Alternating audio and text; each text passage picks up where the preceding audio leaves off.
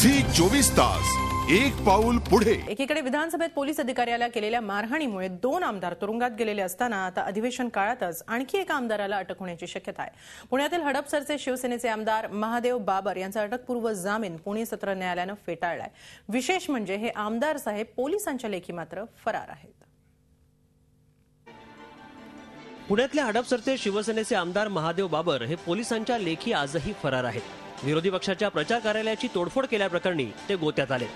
राजेंद्र लोणकर यांच्या कोंढवा बुद्रुकमधल्या कार्यालयात आमदार बाबर आणि त्यांच्या काही साथीदारांनी शिवीगाळ, दमदाटी आणि तोडफोड केल्याची तक्रार लोणकर यांनी 12 ऑक्टोबर 2009 रोजी दिली होती। बाबर यांनी केलेला अटकपूर्व जामीन अर्ज न्यायालयाने फेटाळून लावलाय। मात्र धक्कादायक बाब म्हणजे पोलिसांकडे या प्रकरणी बाबर यांची नोंद फरारी म्हणून आहे।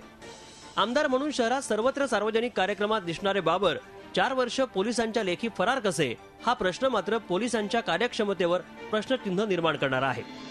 न्यायालयाने आरोपितांचे जे अर्जदारांचे जे वकील आहेत त्यांना हे विचारलं की तुम्ही इतक्या उशिरा हा अर्ज दाखल करताय, त्याचं कारण काय, का दाखल केला, तर त्यांचं अप्रिहेन्शन काय, मी आता अटक होईल असं अप्रिहेन्शन तुम्हाला काय, या संदर्भामध्ये सुद्धा न्यायालयाने विचारणा केली आणि त्याबाबत मग दोन्ही बाजूचा युक्तिवाद झाल्यानंतर त्यांचा अर्ज जो आहे अटकपूर्व जामिनासाठीचा तो न्यायालयाने काल फेटाळून लावलेला आहे।